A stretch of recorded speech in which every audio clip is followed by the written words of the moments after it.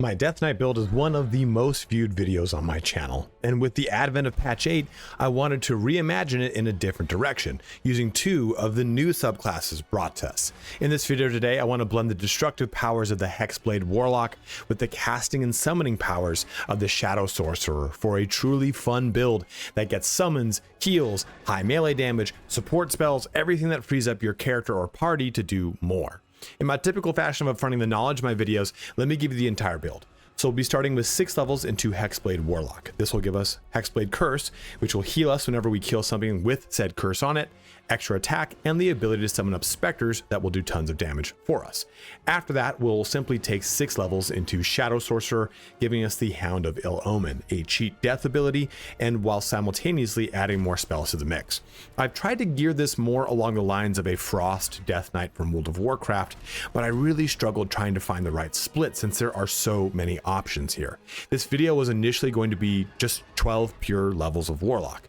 So if you'd like to see what that video would look like too, just go ahead and let me know in the comment section below and I'll do that build as well. But if that's all you wanted to know, please feel free to shut the video down. As always, I want to be respectful of your time. You can jump to any part of this video that interests you the most using the chapters about the timeline in the description.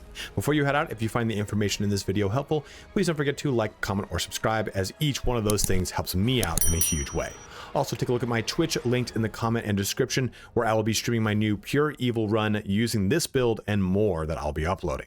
But let's get started on the updated Death Knight build for patch 8 of Baldur's Gate 3. Jumping into character creation, let's go through how to make this character. Now, this is a single player narrative game, so please choose any race that makes sense for you and the character that you want to play, as well as the role play. I'm always a big fan of the Drow though, because it's just my favorite race in the entire game, and they also have tons of narrative options for them. But another good one too is the Gith, so you get access to astral knowledge for proficiency in all skills of a chosen ability, as well as their proficiency in short swords, long swords, light and medium armor, but also great swords. So you can actually use great swords with this build using the Gith, which is a lot of fun. You can bind them since you're playing as a warlock and use it as your charisma. So a ton of fun to be had there.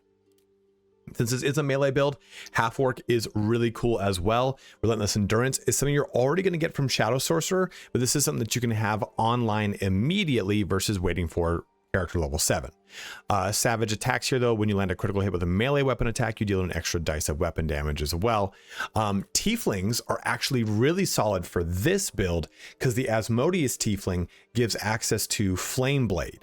Now, Flameblade isn't oftentimes good because Tiefling's Flameblade, it requires your charisma to determine all the fun stuff attached to it. Well, since we're a charisma-based character, this is a really great one to take advantage of that you can use on the character. It's actually a way that you can dual wield using the Hexblade Warlock. It's a pretty cool, since this will use your spellcasting modifier, charisma, for the damage of the weapon with Flameblade. So Asmodeus Tiefling is really cool. Now, kind of fitting the role play of the idea I have for this build, I recommend a silver or white dragonborn because they have Frost Breath.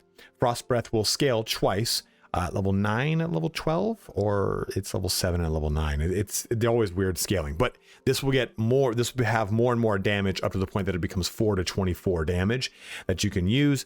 It's just a really cool thematic way to add more cold damage into the build.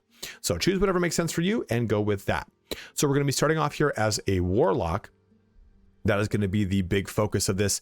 For our cantrips, we're going to go with Booming Blade and Eldritch Blast. They're of course going to be so huge here. Booming Blade I know isn't cold damage, and we're not going to stick exclusive with cold damage because we can't really do that very well in this game. But Booming Blade is just such a strong ability, and we are definitely not going to ignore it. Our subclass or patron is going to be the Hexblade. This is going to give us access to shield and Wrathful Smite, of course. We'll get a bind hex weapon, which will then do some things here. So for one, when you attack with this weapon, there is a chance that Hexblade's curse will be applied to the target. So this right here is Hexblade's curse. Curse a target. Your damage roll against the target gains a bonus equal to your proficiency bonus, which will scale to 2, 3, and then 4. The number you need to roll to a critical hit while attacking with the target is also reduced by 1. If the target dies, you regain 4 hit points. That also scales as well. This on its own is a bonus action replenishable every short rest. Well, this is telling you a hexed weapon has a chance to give that Hexblade's curse. And I think it's something like a 20% chance to afflict this curse. So you have a free cast of it basically every time you do damage. Well, a chance for it to cast basically. Also, all this, you only have one pack weapon at any time, and it uses your charisma modifier. So charisma, we're going to be focusing on primarily here. And lastly, you have the subclass feature here of Hex Warrior, giving us medium armor, shields, and martial weapons. I forgot about martial weapons, so you'll have access to great swords anyway. I apologize. You gain hexed bind hex weapon, which lets you use your charisma modifier instead of strength or dex. So that is our Hexblade. For our spells, we already get we get access to shield as a means to choose, but I'm going to go here with Armor of Agathis and then shield. I like this because this gives us reactive cold damage. It's good for the entirety of the game because it scales very well with our skills, and shield is just so good. Conversely, you go with Arms of Hadar. I like this one as well. Now, for your background, please go with a background that makes sense for the role play for your character. Your background will dictate your inspirations that your character will get, which can be used to re-roll hard rolls that you might have missed. Please make this choice yours. You know, like, are you a noble son that has forsaken the birthright of his family and taken into the Warlock and the shadowy ways of the Sorcerer? Are you some sort of outlander that has studied the patron arts of the Hexblade? I don't know what I'm saying. I'm clearly not a DM, but my point remains: choose something and create a little bit of an RP for yourself. Min-max choice that I always go with, though, is Guild Artisan for insight and persuasion, which will help you through the entirety of your campaign. Now, when it comes to your skills, obviously choose what makes sense for you, but kind of have an idea of what your entire party is going to be like. Is this your face character? It probably is. Face character meaning the character you are going to play, your main character. Well, then make sure you have some sort of conversational skill like persuasion, but maybe you're playing this character kind of evil, so choosing deception and or intimidation makes sense. Or maybe you want to put something into investigation, history, arcana. Any one of these is more flavor oriented. They're not going to really help you necessarily too much with the actual game. So please just choose whatever skills are going to make sense for you. When it comes to your ability points, let's allocate these thusly. So we're not going to need to focus on strength at all because we're going to be using charisma for all of our everything. It's going to be our spells, it's going to be our attacks, everything's coming off of charisma. So this is our biggest, most important stat, followed by constitution, because we are also going to do stuff that requires concentration. It's going to help with our health pool, stuff like that. But we're also going to be dabbling kind of around light and medium armor. So let's go ahead and bring our dexterity actually up to 16. This will give us really good initiative. It'll help out with our AC while we're kind of sleuthing through the light and medium armor spectrum, and we will eventually land on medium armor. This is a Death Knight, so I do want it to have a heavier armor mix. We're going with 15 Constitution here for a reason. We're going to choose the feat Constitution Resilience. That will give us 16 Constitution and thus help us out with Constitution rolls, which are concentration rolls. So that's how we're going to do the ability points here. If you don't want to choose that feat, I would do this. Having 10 wisdom is nice because it means you don't have a penalty on wisdom rolls at all. So anytime you have to deal with a roll against the control of your character, it's easier to maintain from that. So let's now jump into what the progression for this character looks like. Of course, I'm going to switch over to my Wood Elf because that's my only character at level 12. Going through our levels here, it's pretty straightforward. We're choosing 6 levels of Hexblade and 6 levels of Sorcerer. Spells, I'm going to go through what fits the theme of what I have in mind for this build, but please choose what makes ultimately the most sense for your playthrough of the game. We're going to be choosing Hex here for our spell because it's just so good. Does us a little bit of extra necrotic damage, but a disadvantage on ability of your choosing is always really awesome. I do like that one quite a bit. Arms of Hadar is a great one, as well as Witch Bolt. I'm going to go with Witch Bolt because, you know, whatever, it just kind of fits the overall theme of what I have in mind. Eldritch Invocations here, we're going with Agonizing Blast. This allows us to use a charisma modifier on Eldritch Blast, so now it's pretty much our ranged damage dealer. And I'm going to go with Devil's Sight here to give us the ability to see through magical darkness and otherwise. It's an amazing Eldritch Invocation to take advantage of. Into level 3 of our Warlock, we're going to choose another spell. We're getting access to level 2 spells. And the first one we're going to pick, because it's now going to set the pace for the entirety of our playthrough, is Shadowblade. It's going to give us tons of psychic damage. It's going to look really cool and like wreathed in shadow. It's going to be very Death Knight-y, but it'll also just do a ton of damage as we progress through stuff. Pact of the Boon. Unfortunately, we're going to go with Pact of the Blade. prior to a certain patch during the I guess, test phase of patch 8, Hexblade had extra attack built into its character. It doesn't have that anymore, so we need to go with Pact of the Blade in order to get extra attack. It is an unfortunate limitation of Hexblade if you want to go melee. So that is our focus there. Into level 4 here, we're going to the cantrip. I'm going to go with Blade Ward, just kind of fits the bill. But also Blade Ward can be activated through a number of things we're going to go into in just a little bit. Now, for our level 2 capability, I like this idea of using mirror image. I know people would typically go with Misty Step, and I think that that's not a bad call. And I think people would definitely go with Hold Person. It's an amazing call. But I think what the reality of the situation is, there are so many characters in this game that can cast Hold Person or Misty Step. I want to mix things up. I'm level 4 at this point. I don't have the highest survivability in the game, so let me build some more survivability into myself. And I really like mirror image. It just kind of fits this idea of a tyrannical knight that can summon clones of himself to help attack. And I just think of it like from the context of like an anime, right? Where you go to swing and it disappears and he laughs into the darkness. I don't know what I'm really going at, but still I think mirror image is a lot of fun because it's going to give us 3 AC per illusory duplicate we have. It just is a really fun defensive thing that, and most importantly, is not a concentration spell. We are so jammed up with concentration things in this game and in this build that I want to try to steer away from them. Hold Person is a concentration effect, so just keep that in mind. I like it. It's defensive. A good alternative would just simply be Misty Step, but again, there's tons of ways to access this outside of it. Now I guess it is time to go into our feat discussion. So for our feat, the big one we're going to go with is ability improvement up to 19 charisma. That's the first one we're going to choose. It's the most important one, but remember, ability improvement only works to a max of 20. So we're only going to get one more feat in this build. I'm going to go through some other options you can have. Assuming you're going through the game and you're dealing with the hag, which I'll say, again, with no spoilers, you should hopefully be able to get one more point of charisma, bringing you to 20 charisma, and thus giving you +5 to your charisma checks and damage overall. But some things that we can go with outside of that is, of course, I'm a defensive duelist. We would go with mobile. There it is. Mobile here, which is great because it increases our movement speed. We no longer get slowed down. It helps so that we can do a melee attack and then leave without provoking opportunity attack. Lucky is so great, not because it's just a Britney Spears song, but because it's a really good one here for re-rolling attack rolls, ability checks, or saving throws, as well as making the enemy do the same.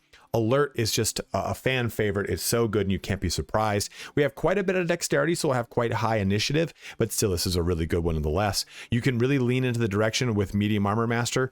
It doesn't impose disadvantage on stealth checks, which we don't care about. The bonus to armor class you can gain from dexterity modifier also becomes +3 instead of +2. I lied, this isn't good. I thought this was like heavy armor master. Don't do this. Don't do this one. Please don't do this. So you have those options. Another really like cheap way to get one more point of charisma, I guess cheap, is actor. +1 charisma to a max of 20. So if you somehow skip the hag's hair, you can get this +1 through this if you want. But our first one is going to be charisma, followed by our second option is going to be resilient constitution, which will give us proficiency in constitution rolls, adding our a 2, 3, or a 4, depending on where we're at in our leveling, to concentration checks. And we will have then 16 constitution. So that is our choice for our feat. Let's go ahead and keep going through this build. Jumping in here into level 5 for Warlock, we get access to Deepen Pack. So now we have access to our extra attack. With our spells, though, we get access to level 3 spells. And we're going to get 2 level 3 spell access here, but we can also have some fun stuff in a second. So I know what I just said about concentration spells, but I love Hunger of Hadar. It fits the scope of this build doing frost damage. So I'm going to pick that up. Eldritch Invocations here. We've gone with Agonizing Blast and Devil's Sight. So the next one we're going to go with Repelling Blast. So make it so that we can choose if Eldritch Blast launched something back 15 feet. Also, to keep in mind too, every time you level, you can replace your spell. So maybe we just really aren't getting a use out of Witch Bolt anymore. We can swap that in now for Counterspell right at this point, rather than waiting a whole nother level to get Counterspell online. Counterspell is a really good ability. You're going to get access to it as a sorcerer as well, but turning it on early is not a bad call. But I'd argue, do you have other people in your party that can use Counterspell? while as good as Counterspell is, and as awesome as the internet makes it out to be, I have found that if you just have it like a million times in your party, it's not that great, because you typically don't deal with a ton of spell casting per engagement. You'll have enough that it will be useful, but you have a limited number of spell slots as a Warlock that do replenish on a short rest. Keep that in mind. Just take a look at what your party is. If you have a wizard with Counterspell, maybe don't bother with this, because a wizard has so many more spell slots. You're better off putting it on something else. Keep in mind too, having more additional casts of spell slot of Counterspell is not bad either. I'm just trying to tell you, don't feel like you're locked into this choice, because it's a really good choice. Choose what you want, not what the internet tells you to. Last one here into level 6, I'm actually going to go with Frighten, or I'm sorry, Fear. Again, it fits the theme and role I have here in mind. Another alternative would have been Vampiric Touch. It's just a concentration spell, just like Fear is, but this at least has a little bit more of an area of effect here. Targets, not target. This is a 30-foot area, gets feared, versus this is just a single one in melee. I was like, all right, I can get a little more use out of this, and I like this aura of fear that I exude as a Death Knight is kind of an awesome gimmick to me. So level 6 into our Warlock, we now switch on over to Sorcerer. And this is where we pick up more cantrips. I'm going to clear all these out. We're going to go with some fun thematic ones. First, Ray of Frost, because it is frost. And then also Chill Touch, or I'm sorry, Bone Chill, and Bursting Sinew, just overall Death Knight-y feel. And I like Acid Splash. You don't really get to use it very often, but it's pretty fun. I think it's a cool one. Just gives us some different variety. And with our skills here, our spells, yes, Magic Missile is really good, and we're going to choose it. I had something else in mind, sorry. So we're going to go Ice Knife again for some more cold damage, and Magic Missile because it's just so damn good. We already have Shield unlocked, but we could have gotten it here instead. For our subclass, we go Shadow Magic. The big thing here is Strength of the Grave, which fits the role and theme of the character, but if you reach 0 hit points, you regain 1 instead of becoming downed. So from this point on, you have a little bit more stayability, which is very fun in this build, I think. Into our next level, though, we're going to now get Chromatic Orb, because this is going to generate this has Thunder right here. Remember, it can do Ice, Thunder, I'm sorry, Cold, Thunder, Acid, Fire, and Lightning. I think that's the 5. But either way, it can do cold. So it's more cold sources, and it can change the surface to cold as well. For meta magic, we're going to go with, which one is it? Distant Spell. This allows us to cast any of our melee spells at a range. So melee spells get a range of 30 feet. This is really cool here. Just can play around with it. It fits, again, the theme of the build yet again. And I really also like Twin Spell. Is it Careful Spell or Twin Spell? Yes, it's a Twin Spell.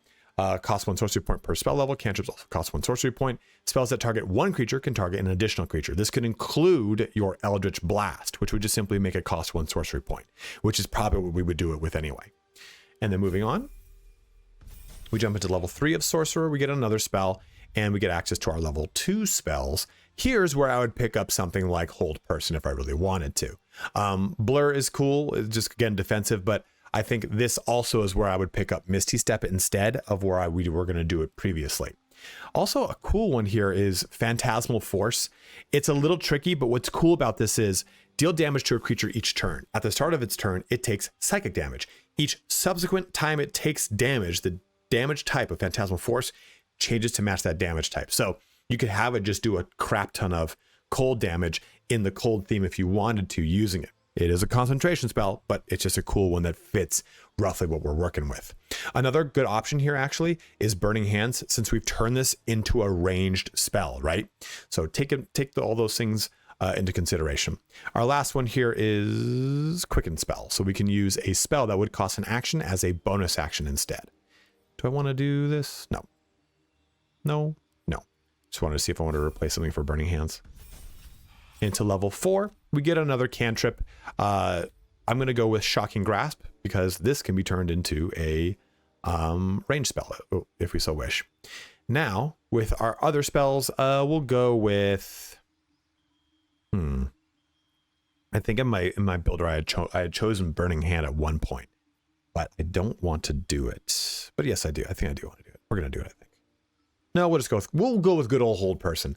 As always, spells are just going to fit what your party has in mind. You just never think of them as their own individual. So we'll now choose Resilient and Constitution to get our Constitution up to 16. Conversely, you could have started as a Sorcerer, which would have given you access to advantage on Constitution checks. So that is a route you could have taken with this build.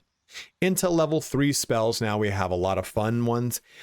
We already have Counterspell through our Warlock. We have access to a bunch of stuff. What I'm actually going to choose is one that I don't think you think is as good as it is, but it is pretty cool. Sleet Storm. Call forth a storm that disrupts the concentration of spellcasters, douses fires, and creates an ice surface. It's just fitting the overall ice theme here. It's not the best spell in the world, but I do like that it actually shuts down concentration, which can be something that is a pain in the ass to do reliably in certain circumstances, because it's an AoE that you can just try to lock something down and knock out their concentration, where you're like, oh man, that one thing has got a concentration spell up. I can't deal with it right now. You can knock it out quickly. Hypnotic Pattern is really cool. Haste would have been good, but we already know this spell. Fireball is good, doesn't fit the theme, but very good. Lightning, also very good, doesn't fit the theme, but very good. Blink, amazing, fits the theme, so consider that one as well. But those, one more level for the most important portion of being a shadow magic sorcerer. Boom, the Hound of Ill Omen. Summon forth a creature of darkness. So we can use 3 sorcery points to do so and summon up a Hound of Ill Omen. And the other thing too, I forgot to mention at level 6 is Accursed Spectre.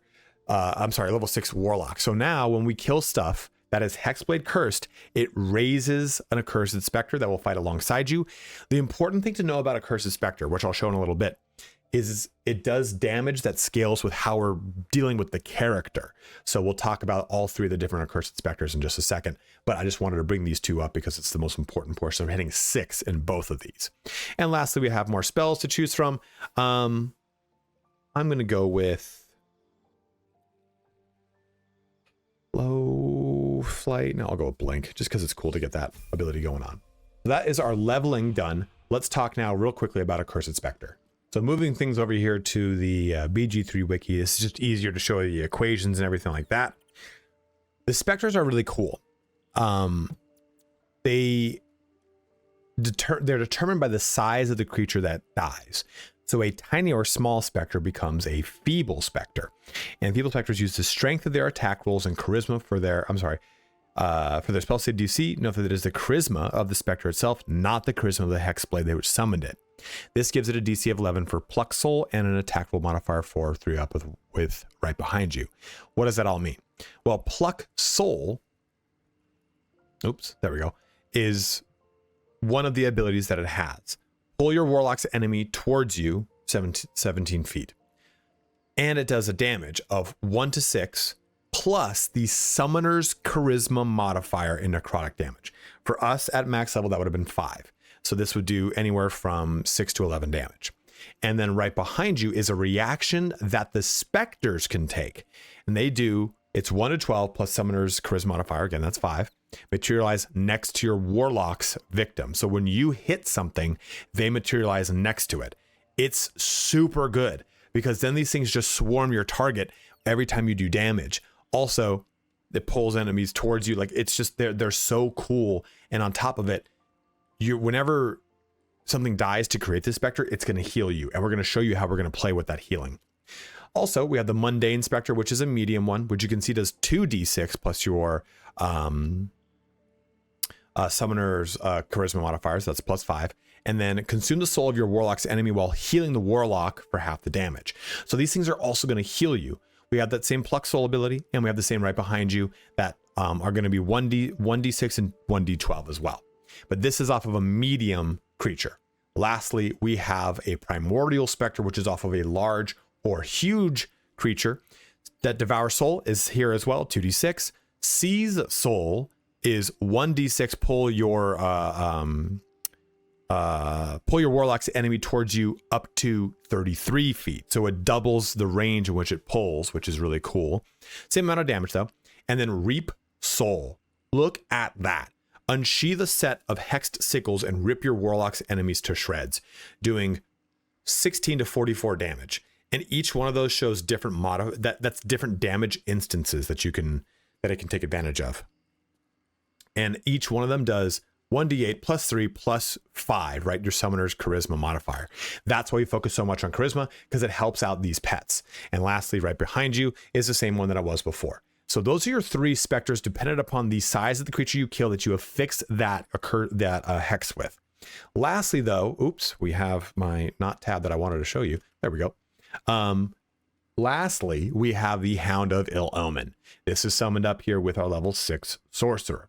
What does this do? So it costs bonus action plus 3 sorcery points to do, recharges per short rest, and allows him to summon Nimbus, a shadow mastiff. When you bite a target and possibly places Omen on them, what does Omen do? A dark omen that can be of acid, cold, fire, lightning, poison, or thunder, and when damage of that type is dealt to the affected entity, the owner of that hound regains one sorcery point. It's why we focused on a single type of damage this entire build, and it's not a type of damage from spells, it's all sources. So doing cold damage of any sort to this creature is going to do this. Or if you're just, you know what, I'm going to actually do this on thunder because we're going to do so much booming blade. Booming blade's guaranteed to work. Boom, we can do that. And it's just an auto generator for our sorcery points. It's really cool. Umbral Tangle to trap our enemies in shadowy vines. Splinter Shadow, so when you are attacked by a melee attack that does not deal radiant damage, splinter off a piece of yourself to spawn a new version from the shadows. You being the wolf, not you being the caster. And then also right behind you, the same thing that we get from the Warlock is affixed here to the Nimbus. It can initially be acquired by Nimbus by moving adjacent to an accursed specter.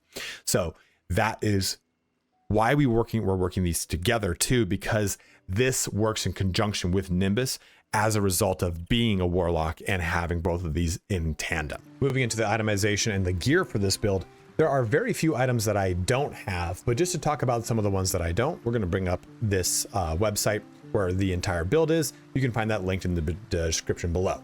So the first thing here are some gloves called Winter's Clutches. When the wearer deals cold damage, inflict 2 turns of encrusted with frost upon the target, as I turn down the sound of the game.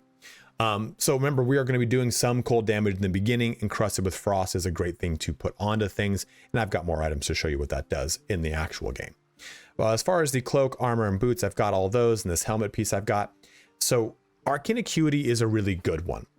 And we're going to be focusing on Arcane Acuity for the majority of the end game of this build. But in the marching up to this point, you do get the helmet of Arcane Acuity in, I believe it's Act 2. There is also the Diadem of Arcane Synergy. So there's a difference between Arcane Synergy and Arcane Acuity. Arcane Synergy is nice because it doesn't stack, versus Arcane Acuity stacks. So what I mean by that is, having multiple instances of Arcane Acuity is better than having multiple instances of Arcane Synergy. Arcane Synergy increases the amount of damage you do with your melee weapon by your casting modifier.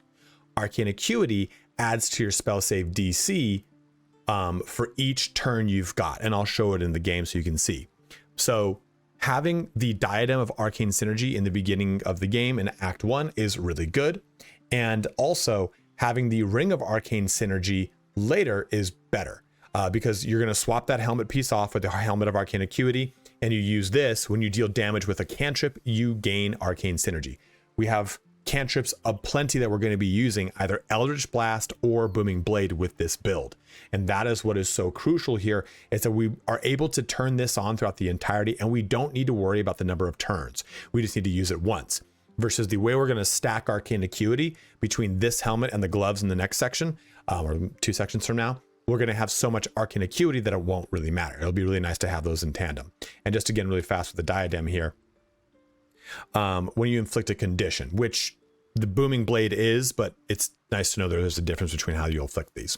Now, another weapon that you'll get early in the game, if you want to stick to the cold damage that you can do, is Cold Snap. When a creature misses you with an attack, it must succeed a DC 13 Constitution saving throw or be chilled. So a nice one that you can use early in the game.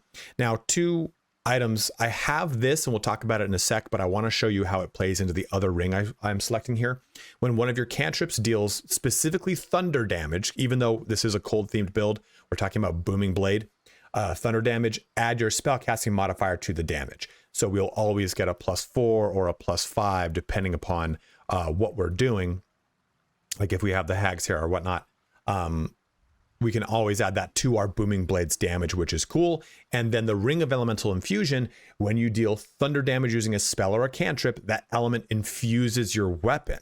So you now get 1d4 free damage into your weapon if you're using the booming blade, if we're using acid, cold, fire, or lightning from any other spell or cantrip. So using these two in conjunction is really nice because it affords us a nice amount of capabilities to use in the things that we're going to use. Also, a sidebar too, it frees up other things like Killer Sweetheart and other really popular rings to be used in other builds. So we can see that these are the items I don't have. Let's jump to the items that I do have. And actually one piece of gear that I forgot to talk about too is the Brain Drain gloves. So you'll get these if you side with Glut in Act 1 in the Underdark. They're really good. When you deal psychic damage, you also inflict mental fatigue for 2 turns. They're great early game gloves to use. And since we'll be using Shadowblade, which we'll talk about in a little bit, that gives us tons of benefit because mental fatigue enables us to have anything that we're attacking has a -1 penalty to wisdom, intelligence, charisma saving throws for every turn remaining. And then once it stacks up to 5 turns, they take 1d4 psychic damage. So it's a free source of psychic damage, or it can be, and we can stack this up quite a bit by every time we hit with our weapon. It's really cool to use in the early game until we get to the gloves that we're going to talk about in a sec. We've gone over the items I don't have. Let's talk about these.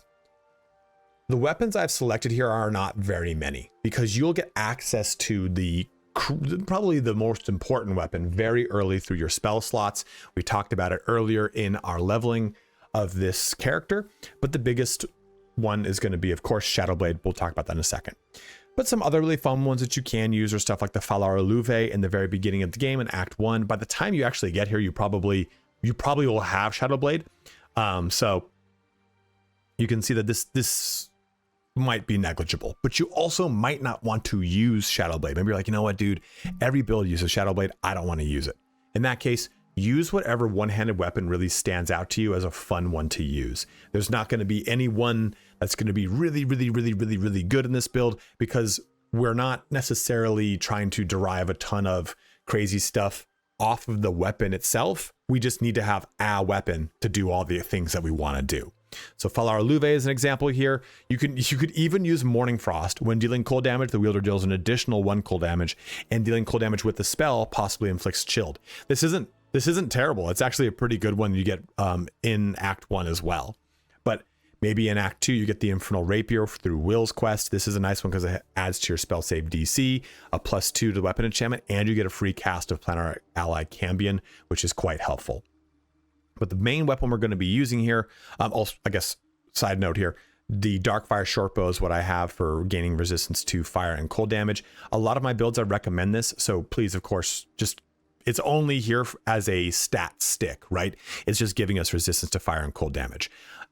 If you're using a lot of other characters that would otherwise use their ranged slot, you'd want to put like, Gaunter Mail or some sort of really good ranged item in that slot. So what we do now instead, since we are not going to be doing that, we have Shadowblade. So it's important to see that Shadowblade does, let me click this, 2 to 16 damage. Well, we're going to amp it up to level 3 using our Warlock spell slot. You could amp it up to level 4 as well, but you're not going to get that much more of damage. The way to do that would be to use a Supreme Elixir of Arcane Cultivation. Gain an additional level 4 spell slot, replaces effects from other elixirs when drunk, and lasts until long rest. So this is going to be a nice way to give you a level 4 spell slot if you want to do it. But you'll be fine. Because like I said, the majority of the damage isn't coming from the raw damage of the ability. It's just having fun with it. I know Will's not wearing clothes. I know what's going on here right now. I've got his potent robe in my bag for a reason. So, it's like when I make these videos, I just strip the characters and then just like swap them all later. What we now have is a weapon that does 7 to 28, just pure psychic damage. And then we're going to do this bind hexed weapon. So this, and you can see it turns into a really cool little weapon there, right there, right? So that is now our weapon. And it has the ability to do that Hexblade's Curse, like we talked about before. Remember that your weapon has a chance to just do that on its own, and then it can spawn all of our specters, or we use the actual action itself. That is the big point of it. And then we'll use Booming Blade to derive even more damage out of it, right? 9 to 44, this is 3d8 plus 4, plus the 2d8, and then it does more damage when they move away. So you can see how this all works together. So that is the best weapon for this build. Now, as far as our other gear goes, we have plenty of things to go through. So for our head slot, like I said, the Helmet of Arcane Acuity is the big one because this gives us 2 turns of Arcane Acuity. Like I said, this is a +1 bonus to your spell attack roll and spell DC for each remaining turn. So here's how we get to put these two together. With this helmet and the gloves of the Battle Mage, which were fixed in patch 8, when you hit a target with a spell or cantrip that uses weapon, you gain Arcane Acuity. This does it for, I think, just 1 turn. So using those two in conjunction immediately gives us, these two in conjunction immediately gives us 3 turns of it, which is really cool. And then if you have the Ring of Arcane Synergy, which I unfortunately do not have in this example, then it further bolsters your capabilities, because now Arcane Synergy is turned on for your character and you'll add your spellcasting modifier to your physical weapon damage. It's really good. A further bonus to it. So that's our big focus for the helmet. But some other ones that stand out here, you could just go with Birthright for some bonus to your charisma, Hood of the Weave for some spell save DC and a bonus to casting. Even Servox helmet's good because it reduces your chance, reduces your need to critical hit by 1 die. It's worth noting too. I forgot to tell you this. For some reason I thought this had it on there too. I think I'm thinking of something else. Never mind. Pushing on. Flawed Helldusk helmet is really good to get in Act 2 as well until you get this one. You'll get them both in the same act, but this is a nice one to use in the meantime because it helps with Constitution saving throws, helping you out with any time you need to roll a concentration check. Also too, on the note of a shield, which I did not go over intentionally, we have tons of shields to take advantage of.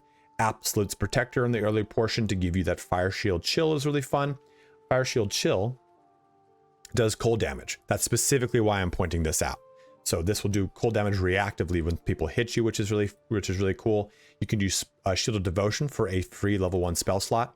You can go with Shield of the Devout here for a free level 1 spell slot, but also giving disadvantage on any time you want to cast Fear on your target. So that's a cool one as well. Fits the overall vibe of the character too. I really like this one. The other one as well is Ketheric Shield, which gives you a +1 spell save to DC and a spell attack rolls. Honestly, I think it's between these two. Shield of the Undevout you get in Act 3, Ketheric Shield you get at the end of Act 2. So kind of go with what you want.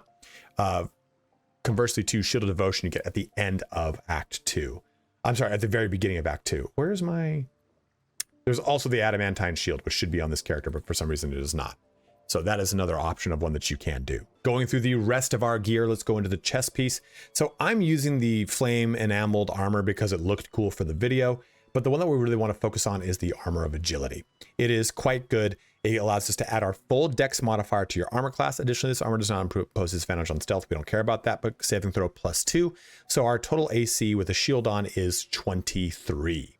We're getting all of our dex added into this, which is really cool. And it's going to be absolutely juicy for this build. So that's what we're going to be focusing on. But again, Potent Robe you can go with if you really want. Your cantrips deal additional damage equal to your charisma modifier. I just wanted the build to have heavy armor on it. But you could even go with something like Spider Silk armor if you wanted to in the very beginning of the game for advantage on Constitution saving throws. We can only go up to medium armor.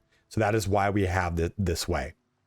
My other Death Knight build used heavy armor. I decided to go with medium armor so that sticks me in Warlock and Sorcerer so I can really focus on their abilities versus just trying to turn on heavy armor. Back piece, we have the Cloak of the Weave on for +1 DC to our spell save and attack rolls, but you can go with something like the Thunderskin Cloak for the reverb you're going to get from Booming Blade, even just good old Cloak of Protection for help there. The Shade Slayer Cloak if you want, but that requires you to hide. So there's plenty of things you can go with, but I think this one just helps to give you more access to spell save DC and attack rolls, making it so it's easier for all of your spells to go through, including, of course, that Booming Blade. So going into our glove slot, we did talk about the gloves of Battle Mage's power. It is kind of key to a big portion of this because this gives us arcane acuity, but you can go with a lot of the other gloves. The reviving hands, or conversely, Zevlar's gloves, the Hellrider's Pride or whatever they're called, they're both really good because you will get the benefit of this every time your Hexblade's curse heals you. When you heal a creature, it gains the effect of Blade Ward. When you revive a creature, it gains the effect of Death Ward. So basically, every time we kill a creature, we get a free cast of Blade Ward onto our character. So there's a lot of fun here. There's a lot of fun to have with this. And there's plenty of other abilities and items in the game that will trigger off of this. Like I think I have it on my promise, whatever. Yeah, the Whisper's Promise. When you heal a creature, it gains 1d4. It basically gets blessed.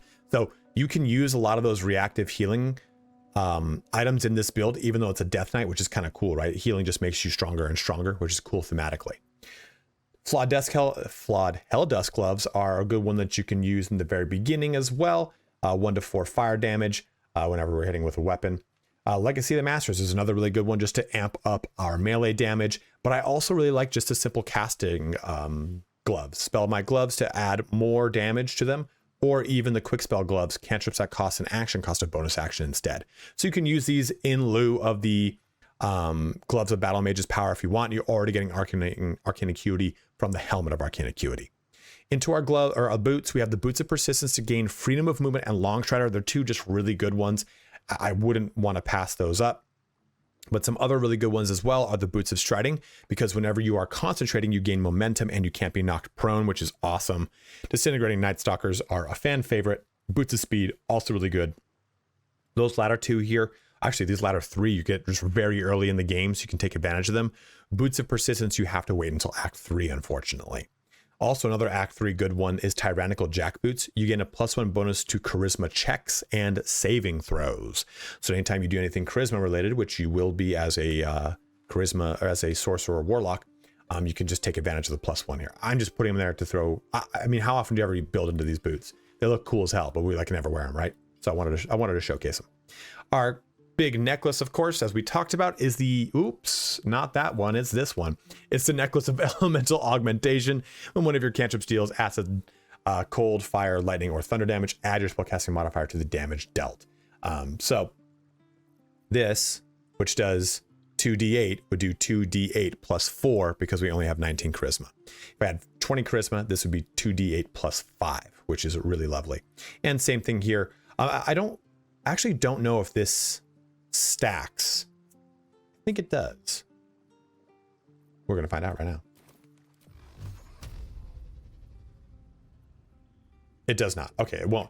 I didn't know if that would stack with Agonizing Blast's native ability as an Eldritch Invocation.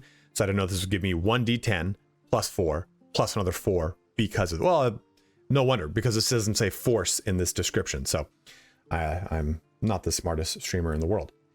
Going through the rest of our options here, you can have something like the Moondrop Pendant early in the game to give you the ability to get away without having to deal with opportunity attacks below 50% health. Amulet of Misty Step for some good mobility. If you want, you can vie for the Amulet of Greater Health. It's probably better dealt on a character that needs to take advantage of higher constitution. We just have so many ways to mitigate damage onto our character through Mirror Image, which we talked about, through Armor of Agathis to give us a massive temporary health pool. There's just so many ways that we can benefit. I wouldn't really worry about it. Like, for example, here, that's 15 temp hit points, and I also get reactive cold damage. So a lot of fun to be had right there. Going through the other stuff for our rings, the Ring of Mental Inhibition goes really well with the Brain Drain gloves, because now we're going to stack up 4 stacks of mental fatigue whenever we do things. When a foe fails a saving throw against one of your spells or actions, they gain 2 turns of mental fatigue. Like I said here, that's the one that does the psychic damage and -1 to penalty to wisdom, intelligence, and charisma saving throws. Other ones here, though, are the Whispering Promise, which I talked about. Every time you heal a creature, yourself included, it is going to give you a free bless for 2 turns. Crusher's Ring, these two both are in Act 1. Crusher's Ring gives you movement speed +10. Ring of Free Action here until you get access to the Boots of Persistence with freedom of movement is the same thing. This just allows you to not have to deal with difficult terrain, and you can't be paralyzed or restrained, which is lovely. The Killer's Sweetheart is cool here. When you kill a creature, your next attack roll will be a critical hit, of course, and Ring of Regeneration. So why this is really good is every turn it activates your on heal effects, like the Reviving Hands, like the Whisper's Promise. So you could use this and every turn make it so that your character is having Bless and Blade Ward constantly recycled and turned on.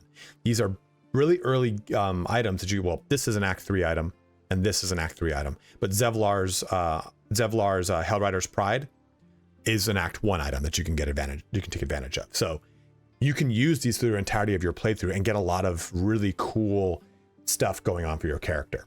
Last one to talk about is the Crypt Lord Ring, just to give you Create Undead. You're a Death Knight, you can summon up stuff if you so wish. I have another build coming that uses more of this summoning capabilities, but if you wanted to really jump into it, you can with the Crypt Lord Ring or even the Dance Macabre.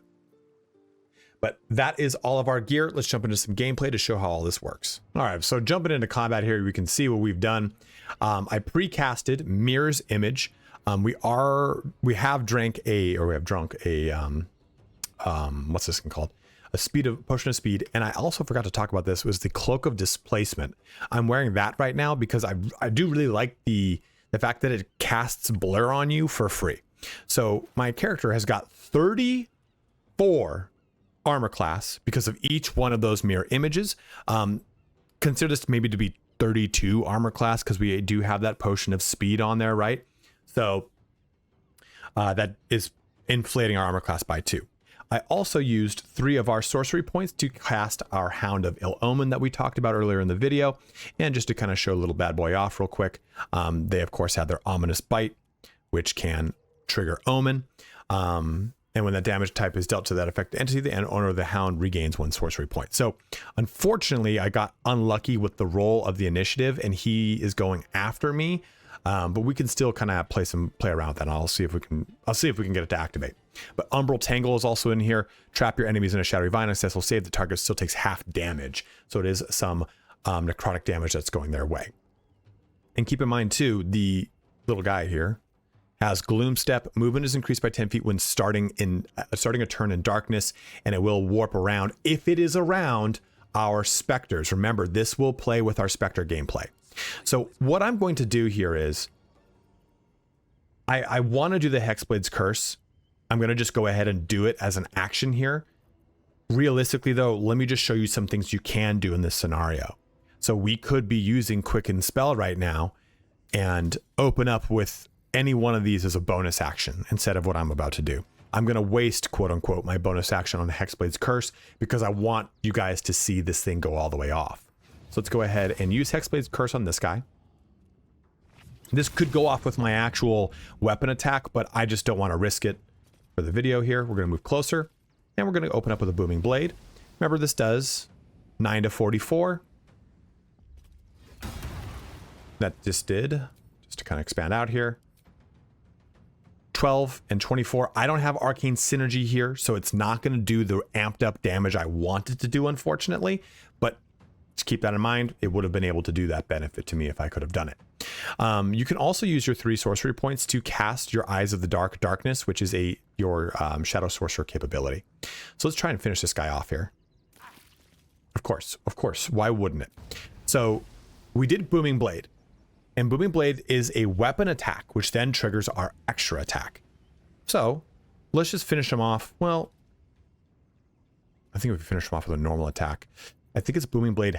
They patched it in a patch that I think Booming Blade has to be the attack that opens up. You can't use, it used to be you could use Booming Blade for every instance of your attack, and it was disgusting. So let me see here. We'll do this. Yes, I know what you're going to do. Aha, critical miss. Just to get another Booming Blade action on there. And we can actually probably have the dog do this, but it's going to do another one. I know what's happening here. I'm deliberately showing that off. There we go. So now we get the chance to create an Accursed Spectre. And that guy comes out. Isn't that sick? And that also healed us for 10 points, which then blessed me because I'm using the Whisper's Promise to show that off. if I had also those hands on, you would see that I would then also have a disgusting amount of other stuff. We got a resistance. But look, with our helmet and our gloves, our arcane acuity is at a 10. So when I go to cast a spell attack roll or spell difficulty class, I get a plus 10 into it. Right now, my DC is already at 26. Well, because of that, right? Like, so it's showing me all of it put together. So you can see how this really plays together. My sorcerer spells are actually going to hit all the time almost because of that arcane acuity. And then arcane synergy is going to add that damage into my actual weapon profile. So it's pretty spicy sausage, right? The mundane spectre here too. Remember, it's ethereal. It's an incorporeal movement. Doesn't have an opportunity attacks have disadvantage on it. So I'm going to end my turn to get to our little doggo here. And there we go. Okay, we were able to get all the way to the dog. You know what? I forgot this guy came in the middle of it. I didn't need to do that. Well, whatever here, right? So let's cancel that turn and cancel this turn. So remember how Omen works. A dark omen that can be of acid, blah, blah, blah, blah. When damage of that type is dealt to the affected entity, the owner of the hound regains 1 sorcery point. I have 3 sorcery points currently. Let's see what we can do very quickly. Can I get this to work? That's 65. That's 80. What can you do, Jaheira? Just maybe call lightning, I guess. That's 65 here. We'll do it with you. Watch, this kills him and it just moots my point. What I was supposed to do first was actually attack with the hound. So you can see how you can easily not be the best YouTuber in the world like me, and it's okay. We'll go over here and attack this. Damn, we didn't fix it with the omen. So we got hit. We use Splinter Shadow. When you're attacked by a melee attack that does not deal radiant damage, splinter off of a piece of yourself to spawn a new version from the shadows. And look, he just gets to go. Does he? Okay, no, he went. Oh, he already did his thing. So it's not the full girthy one at 33 health, but it's at 15. It doesn't have a full omen, but it has the ability to still do that umbral tangle. And it has gloom step. So you can see how all this stuff really comes together for this build, how it gets to be a lot of fun. And had I not made the mistake of doing things improperly and maybe we got omen off, you would have seen how that would have been a sorcery point battery for this character that then charges their sorcery points. So I can be using spells as bonus actions. I can use twin spell to split it off into multiple ones. I can be using the other one here, distant spell to increase the range of spells, and melee spells get a range of 30 feet. So you can, there's so much going on with this build, and we've made a lot of choices that are definitely more thematic rather than min-max, but that's okay. This build's already disgusting as it is. So have fun with this. Maybe you want to approach a Death Knight in a different way. Go ahead and let me know in the comments section below. I do have another build that's coming called my Dark Knight, which is Paladin, Sorcerer, Hexblade, coming in a day or two. So you can be on the lookout for that one as well. But as always, guys, thank you so much for watching here today. Have a good one and take care.